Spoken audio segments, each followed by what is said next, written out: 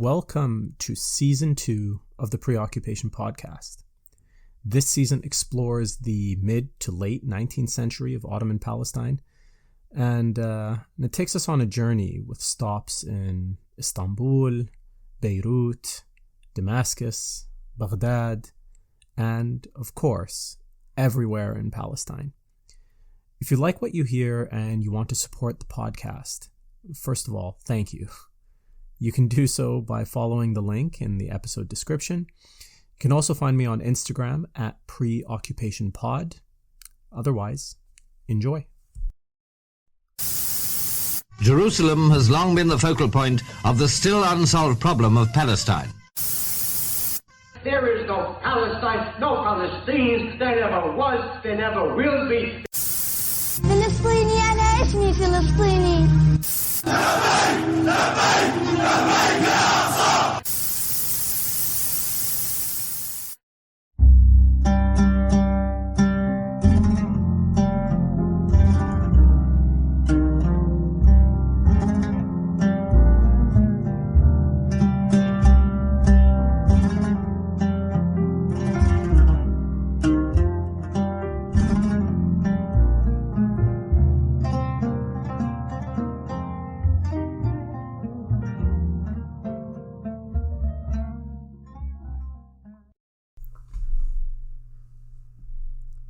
This is going to be a big episode, so I'm not going to waste any time here.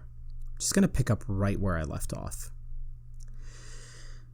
Last episode, I tried my best to make it clear that the new notable class that emerged in the second half of the 19th century is a notable class that had expanded horizontally. What I mean by that is they had successfully transcended familial and sectarian divisions to build a new, bigger notable class. And some new notable families were added to that space at the top of the food chain. Many of those families were Christian families who now found themselves with, I guess, what you could call a disproportionately important seat at the table. And I think while most of that sounds generally good, it is important to keep in mind that the new notable class did not expand vertically across class boundaries. And it is to the Palestinian lower classes, to the peasants, that I now turn my attention. In Season 1, I took you on a tour of early Ottoman Palestine and introduced you to Palestine's peasant population. The hundreds of villages that dotted Palestine's countryside were ruled by powerful peasant clans who used their fighting capability to maintain a kind of balance of power, a kind of equilibrium with the merchant families of Nablus or the notable families of Al-Quds.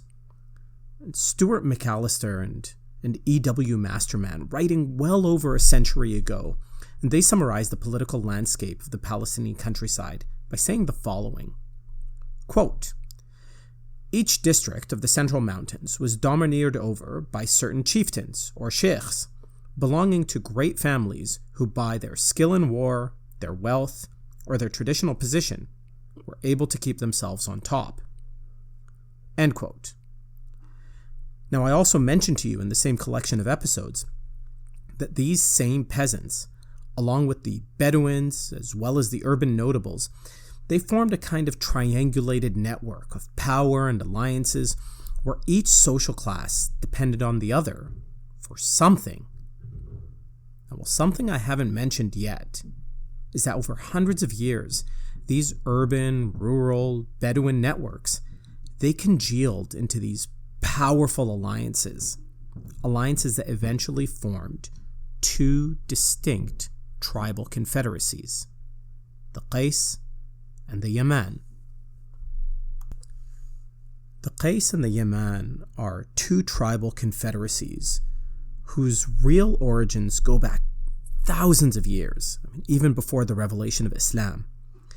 With the arrival of Islam to Palestine came the acceleration of Palestine's linguistic and cultural Arabization. Gradually, families all over Palestine began to brand themselves as either Qais or Yaman. I guess you could say in a sense that their pre-existing feuds were now Arabized. These tribal alliances, they were serious business.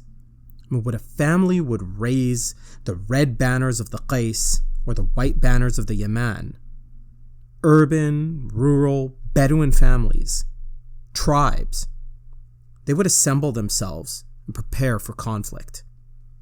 These alliances were so powerful that they were even able to transcend sectarian divides.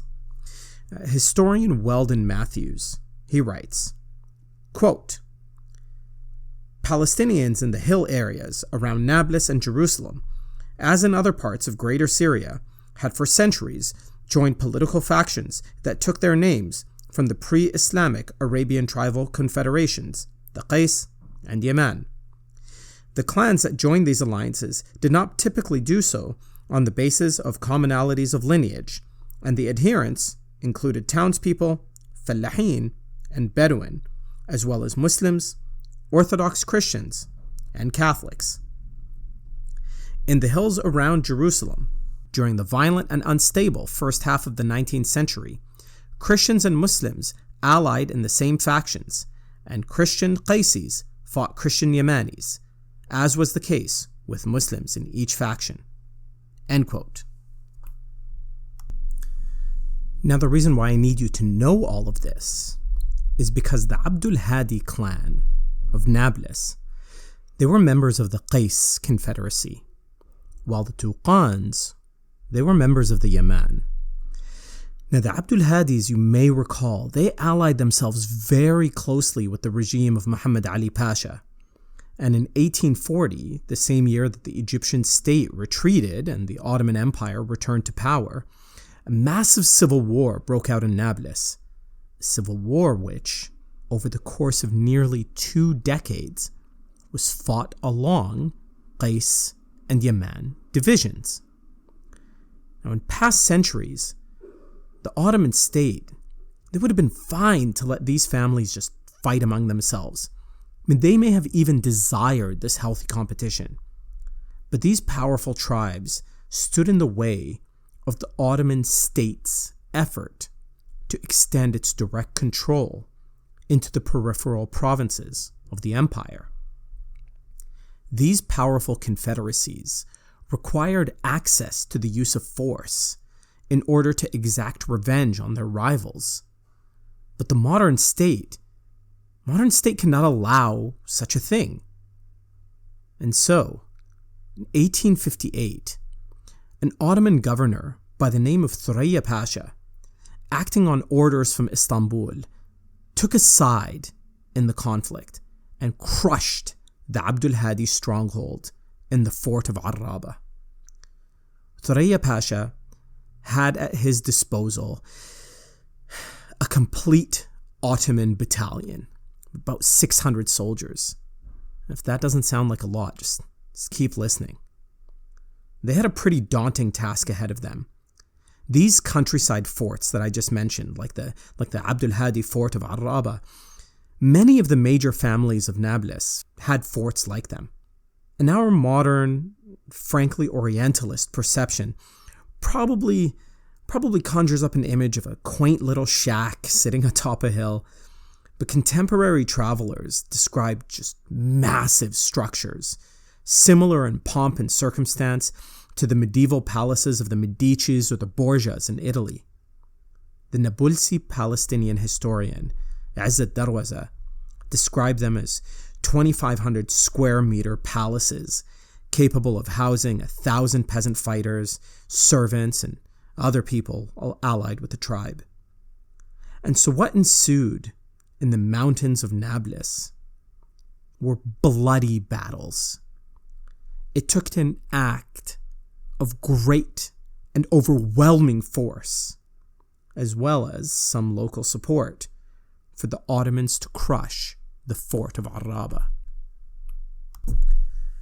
For the tribes that supported the Ottoman effort, I doubt that they could see it at the time, that the destruction of the fort of Arraba was just the precursor to the beginning of one of the most significant events in the history of Palestine's rural population. In fact, it was one of the most significant events in the history of Palestine. And that was the disarmament of all the major peasant families. A project which began under Egyptian rule would now be completed by the Ottoman authorities. To the Ottomans, the disarmament of the peasants was not just helpful, it was necessary. A state requires a complete monopoly over the use of violence to be able to collect taxes freely and deliver large-scale services, and the rural sheikhs of Palestine threatened that. So all over Palestine, the peasant families who had managed to rearm since their initial disarmament in 1834 at the hands of Muhammad Ali Pasha, fiercely resisted this new Ottoman effort to disarm. And when you consider that they numbered in the thousands, one would imagine that a single Ottoman battalion could only inflict so much damage.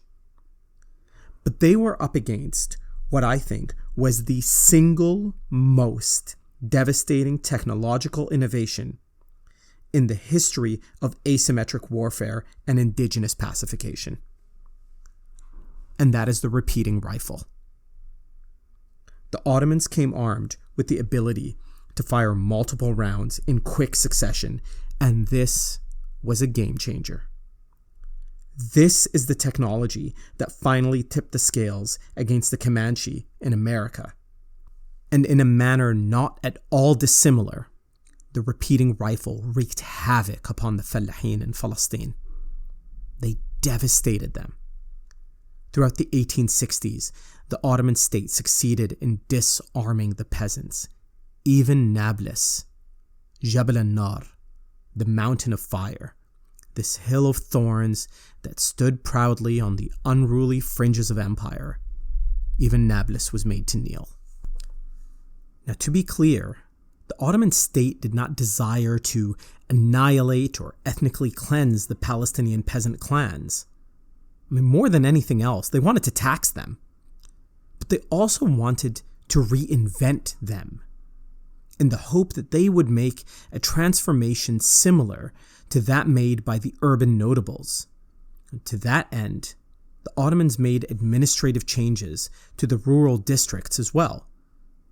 They introduced the position of the Mukhtar, kind of village headman, who would preserve the prestige of the peasant clans by maintaining their status as a direct part of the Ottoman bureaucracy.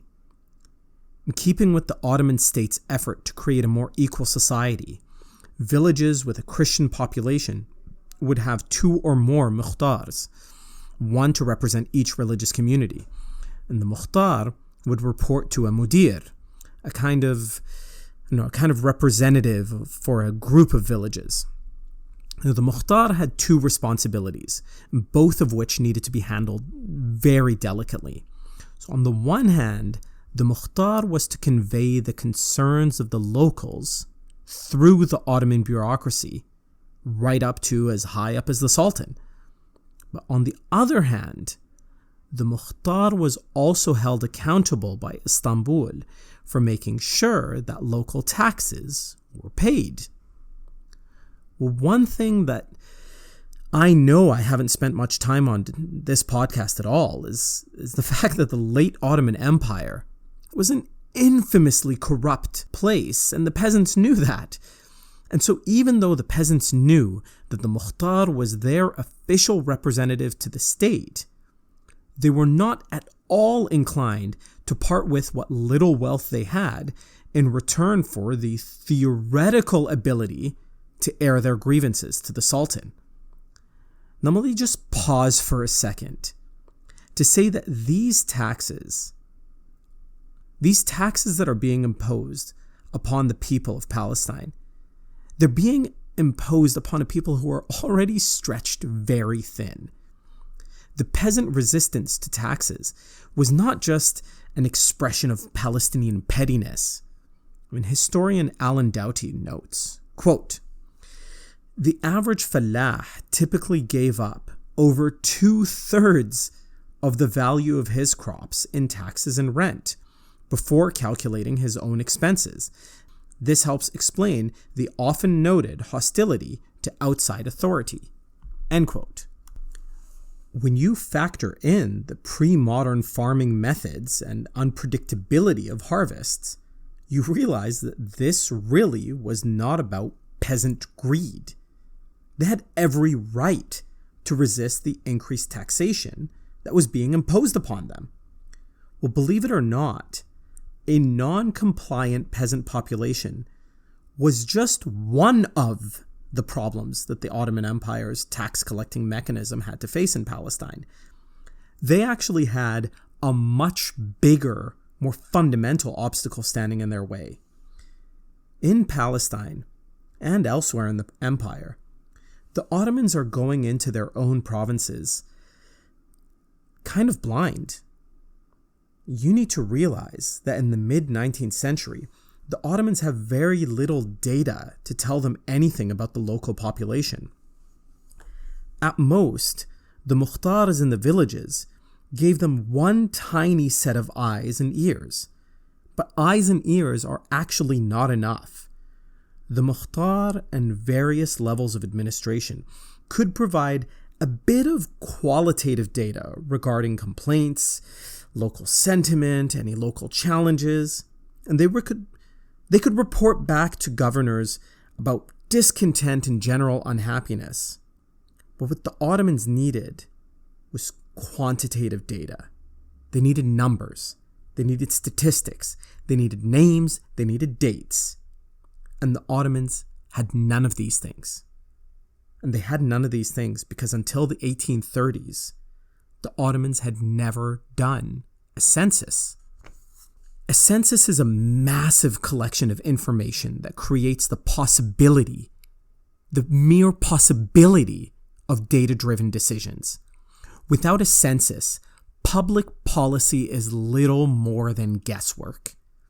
How are you going to make decisions about transport, about sanitation, about schools, about any of that without knowing the ins and outs of your population?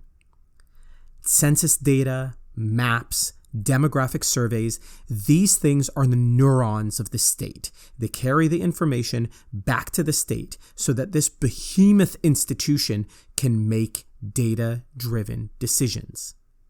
The census is one of the most powerful tools of the state. All the way back in 1834, while Palestine was in revolt against the Khedive, and the entirety of Greater Syria was under Egyptian rule, the Ottomans conducted their first ever census in the territories that remained under their control. Well, you won't be surprised to hear that when Ottoman rule returned to Palestine, the Palestinians were not inclined to provide their personal information to some bureaucrat. And the reason is actually quite simple. The Palestinian peasants did not see how giving up their personal information would benefit them in any way. Elusive promises of state infrastructure, the long-term benefits of a modern education system, these are things that are a difficult sell to many rural communities today, and that is with a 300-year precedent for the state to rely upon. And in the case of the Palestinian peasants, they knew full well how sharing their personal information could negatively affect them. They knew that the Sultan wanted to know, first and foremost, who to tax. And secondly, the Sultan wanted to know who to conscript. And they were right. This was at the core of what the Ottomans wanted to know from their subjects in Palestine and elsewhere. What made matters worse, from a local perspective at least, is that as part of the Ottoman state's centralization and expansion efforts, the census takers and tax collectors would not be native sons like Zahir al-Umar or the Mutasallims of Nablus. These bureaucrats may not even speak Arabic, and this was designed to aid in strengthening the central government's grip over the peripheries, to make sure that it would be all but impossible to see the rise of another Zahir al-Umar or Jazzar Pasha or Muhammad Ali Pasha. Collecting taxes or information by people whose loyalty to the state was unquestionable, made sure that the jobs could be done more efficiently and ruthlessly. The only sympathies that a bureaucrat should have should be to the Sultan alone. Now, I know I keep saying this, and I'm going to keep saying it, but in order to understand the significance of what I am describing to you, you really need to try and transport yourself to another time, a time where the idea of some stranger taking some of your hard-earned income in the name of the Sultan or in the name of the state would have been relatively new. And in the best of circumstances, the vast majority of fellahin are subsistence farmers barely scratching out a living. And all of this is being done in the name of building some nation state, the benefits of which are not entirely clear. So I figure you can see the tension. The state needs information in order to roll out its various state-building initiatives. It needs information in order to make data-driven decisions, such as how much they should expect in taxes and from where. It needs to know where to build schools and how many to build. If they are subject to another Russian invasion, like what happened in Crimea in the 1850s, the Ottoman state would like to know how many soldiers it can draw upon from the various provinces. But the Palestinians do not trust this state, not the institution, because that doesn't really exist yet. It's in the process of being created. I mean, they don't trust the very idea of the state. The very idea that they will surrender their sovereignty to this massive institution that has their best interest at heart is a tough sell. And yet, the Ottomans need a way to figure out precisely who lives where. And all of this brings me to the single most significant law introduced throughout the entire Tanzimat period. I want you to listen to me very carefully. If you are listening to this podcast with one eye locked on the present, if your primary goal is to understand how Palestine arrived at where it is today, then believe me when I say that what I am about to tell you is the single most significant law passed during the Tanzimat. As far as Palestine is concerned, nothing compares to this next part of the Ottoman reforms. In 1858, the Ottomans passed a land reform law. It was an attempt to transform the way that land ownership worked throughout the entire empire. Now, up to this point, land was communally owned, ard masha', something we discussed in Season 1. Individual peasants generally did not own individual plots of land. In fact, much of the land they lived on was, legally speaking, the dominion of the sovereign, in this case, the Sultan. In Canada, this is what we call crown land. Peasants had what's called usufructuary rights. They lived on, worked on, slept, and died on the land that was technically owned by the Sultan, but practically owned by them.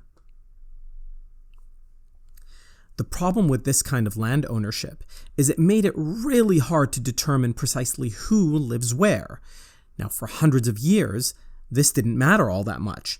But when you are trying to conduct a census in order to conscript more soldiers or tax more peasants, you want to know precisely who lives on a particular plot of land. And this continues to be the case today. I mean, think about how many touch points you have with the state. Transport authorities, health authorities, revenue agencies, ministries of education, all of these interactions are used by the state to keep track of who you are and where you are. And nearly all of these interactions are taxed in some way or another. The state, by design, wants to know as much about you as possible. Well, if the peasants won't volunteer that information, this land law may incentivize them to do so. The land law required that land which was once communally owned must now be registered with the state as privately owned land. Now, this sounds innocuous enough. The privatization of land is central to our modern existence. One could even argue, with over a century of hindsight, that this could be beneficial to the peasants. I mean, after all, wouldn't many of us love to have a plot of land registered in our name? But I want you to think about what this looks like from the perspective of the peasants. Imagine some bureaucrat comes and tells you, good news, your land is going to be registered in your name. To which you respond, and what does that mean exactly? And he says, well, now you will own this land. To which you say, but I already own this land. My family and I have lived on it for centuries. In that cemetery on that hill, you can find the graves of my long-dead ancestors. To which the state employee finally concedes, look, this way we will be able to tax you more effectively and drag your sons off into 2 decades of military service. And no, not your blind sons, not the leper, not the disabled sons. No, your healthiest and most productive sons. Now, this dialogue obviously never happened, but it didn't need to, because that is what the peasants heard when representatives of the Sultan came around to suggest that they register their land with the state. Nothing better demonstrates this tension than a scene from Tulkarm from this era. During this time, the Ottomans had instituted a land registration process called a tapu. When Sheikh Yusuf Jarrar came face to face with the land registration official coming to just do his job, he unsheathed his sword and roared, quote, "Here's my tapu." So that gives you a sense of how some of the peasants felt about registering their land. And the fear of conscription really was such a huge concern for the peasants of this time. Wars were increasingly far away, increasingly deadly, and for the Ottomans, increasingly unsuccessful. And it was a greater concern for Muslim peasants than it was for any other group. Conscription was another thing that just changed so radically during the Tanzimat. For hundreds of years, the Muslims of the Ottoman Empire were the preferred millet. The Christian and Jewish subjects had to pay a tax called a jizya, which affirmed their status as protected but unequal communities.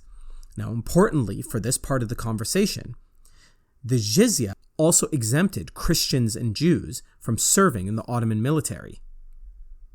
The push for equality meant that the Ottomans desired an equality of responsibilities as well, so Christians and Jews would be required to serve in the Ottoman military.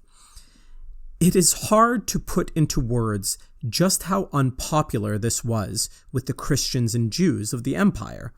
Truth be told, the Ottomans themselves weren't very enthusiastic about arming and training Christian subjects, particularly in an environment where nationalism is just bubbling up all over the place.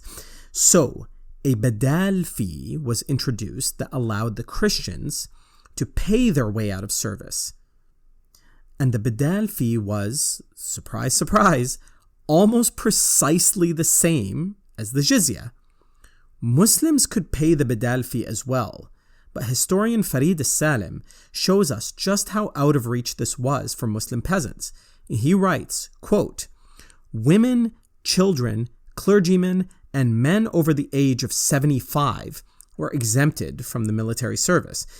A Muslim who wished to be exempted from the military service paid the government the amount of 135 non-Muslims for their military exemption tax." End quote. Now that was far more than the peasants could afford.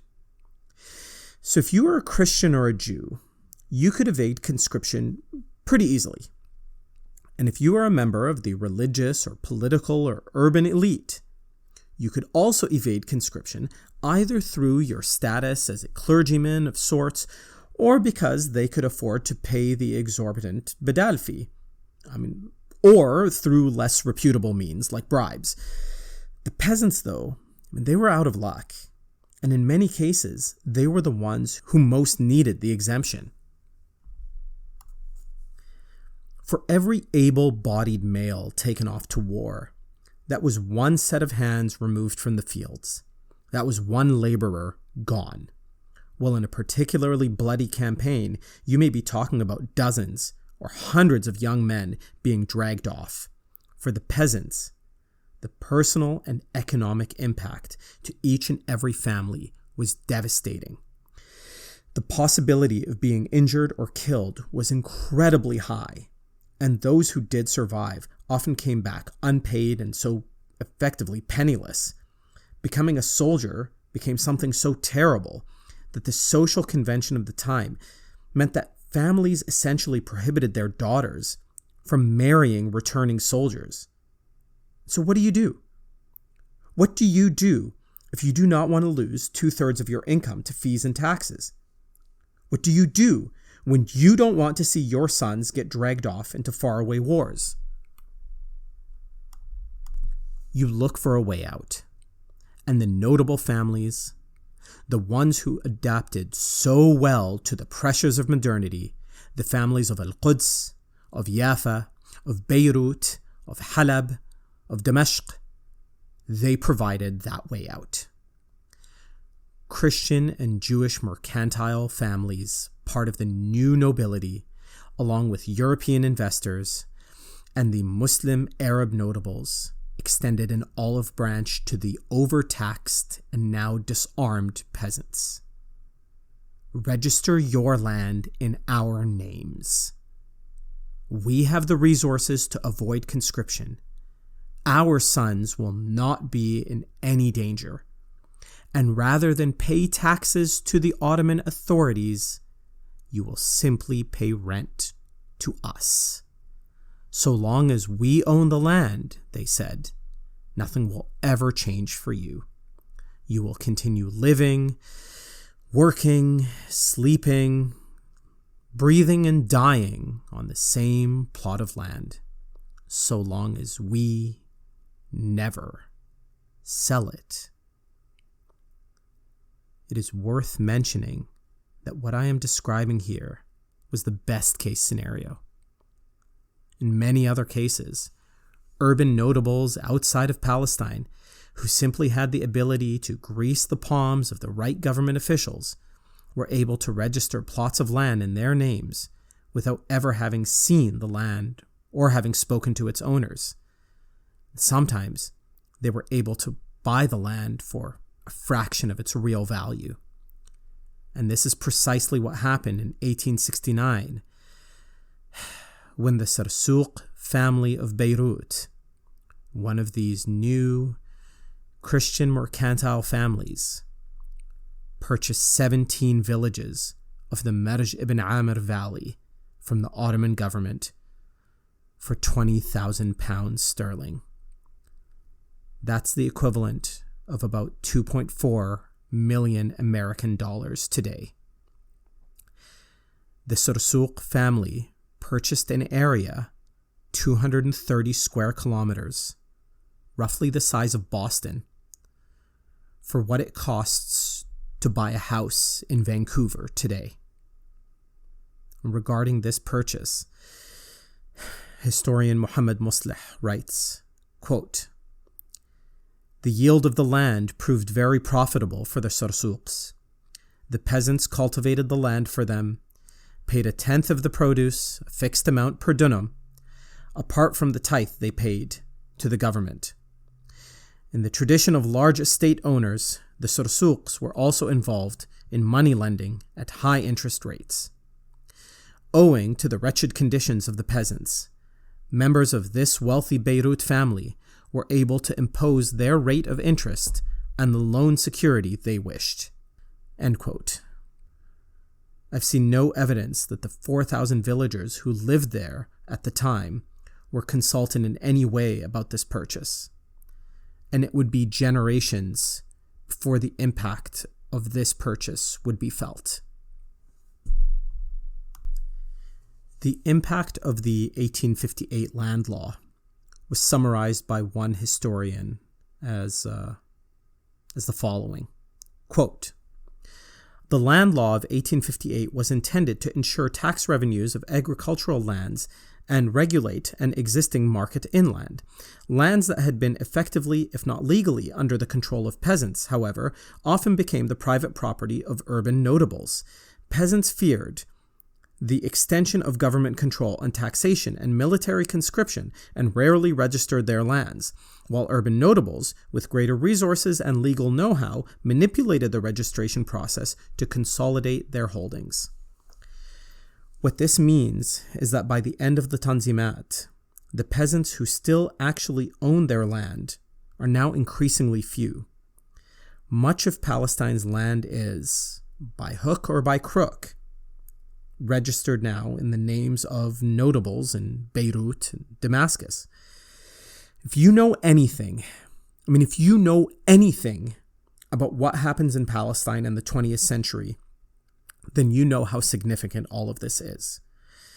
And if you don't know why this is significant, just keep listening to this podcast. I'll get there eventually. Anyway, the process that saw the peasants seeking the financial and social protection of the notables had a name, and it was called the Alja or Luju system, which means seeking refuge. If you've ever wondered if foreshadowing could exist in real life, there you have it. Through the process I have just described, thousands upon thousands of peasants who had lived on, worked on, and died on the same land for hundreds and hundreds of years found themselves legally dispossessed of that land. By the end of the Ottoman era, 50% of privately owned land in Palestine would become the personal property of just 250 families. With hindsight, you can see pretty clearly that the future was going to be pretty rough for the peasants, and that their relationship with the urban Palestinians was going to be far less equal than it was in the early days of Ottoman rule. And there is perhaps no place that captured the simultaneous meteoric rise of the notables and the cataclysmic fall of the peasants like the booming city of Yaffa. The Ottoman campaign of disarmament, coupled with the presence of tax collectors and the fear of military conscription, drove many peasants out of their villages in the center and north of Palestine and toward the coastal plains of cities like Yaffa. By this time, Yaffa already had a decades-long reputation as al-Gharib, the city of strangers. It was a welcome place for people from all over. Well, this particular chapter in migration to the city happened at a pretty interesting time because Yaffa was experiencing an economic boom that was unprecedented in the modern history of the city. Months and months ago, I told you about Palestine's cotton industry. Well, with the influx of low-price American cotton produced on the backs of African-American slaves, the influx of that cotton into the international markets, Palestine's cotton industry collapsed.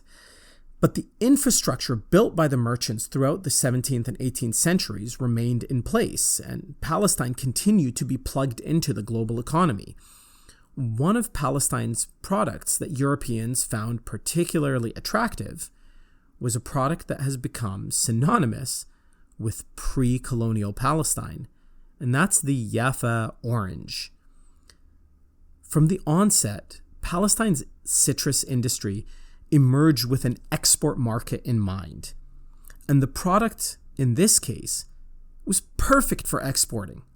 The Yaffa orange had a thicker peel, which allowed the oranges to stay fresh for longer, and this made it an ideal cash crop to pack onto a ship and sail across the Mediterranean. The orange, which became known as the Yaffa orange, could theoretically be grown in other cities in Palestine, but Yaffa was the ideal site for this industry for a few reasons. For starters, Yaffa and its environs sat on fertile soil that was ideal for citrus cultivation. It was a coastal city, making it perfect for export.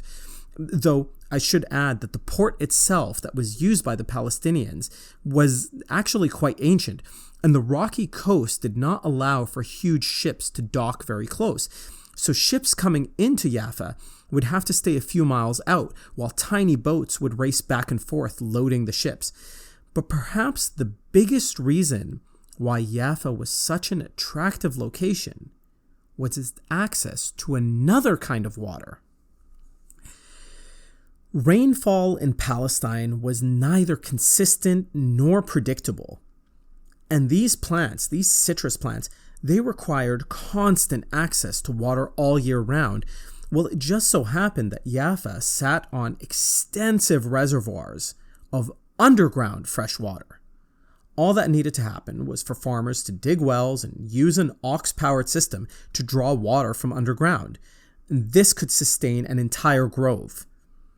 This combination of factors, the access to a port, the exportability of the product, and the presence of underground fresh water led to an economic explosion in Yaffa, allowing it to overtake Nablus as the economic heart of Palestine. Now, in the second half of the 19th century, Palestinians from all over found themselves selling their land or their businesses in order to set up shop in Yaffa and join in the citrus boom. All right, well, so far that sounds like a happy story, right? I mean, surely Yaffa's peasants could turn their fortunes at least around by capitalizing on this lucrative industry. Surely some of the peasants who are coming from the center and north of Palestine, surely some of them would be able to get in on this, right? Well, the obvious answer is yes, some could. And some could find work as a bayari, a person who maintained a bayara or an orchard. But there was one massive obstacle which kept this dream just out of reach for the peasants of Palestine. Palestine's previous cash crop, cotton, could be grown basically all over Palestine. And it took about 5 to 6 months for a cotton plant to mature. That means that within a year of planting the seed, you could start seeing a return on your investment. Do you have any idea how long it takes an orange tree to mature? Somewhere between 7 to 10 years. That means that from the time you plant the first seed, it could be a decade before you export your first box of oranges. So sure, some peasants could partake in the citrus boom if they somehow had the financial resources to withstand a decade without an income. More often than not, Yaffa's peasants found themselves either selling off the lion's share of their land to wealthy urban notables in the hope that they could survive long enough to plant orange trees on a sliver of the land that they once owned, or they sold off the whole plot of land to these same effendis and resigned themselves to the role of managers on land that they previously owned. And so there you have it. As Palestine catapulted into the modern age, its winners and losers found themselves feeling very differently about what the future had in store. The hardest part about recording this episode is that in the Palestinian collective memory, I know that Yaffa's orange groves have crystallized as symbols of a paradise lost. For victims of Palestine's ethnic cleansing in 1948, the loss of the citrus groves was an incredibly painful and traumatic experience. Coastal Palestinians used to gather with their families in these orchards. And later, in the early 20th century, Palestinians even began holding weddings under the shade of Yaffa's orange groves. But for Palestine's fellahin, their paradise was already lost by the time those trees were ready to harvest. القدس في القلب في البعد والقرب إن على دربي لبيك يا قدس إن على دربي لبيك يا قدس لبيك يا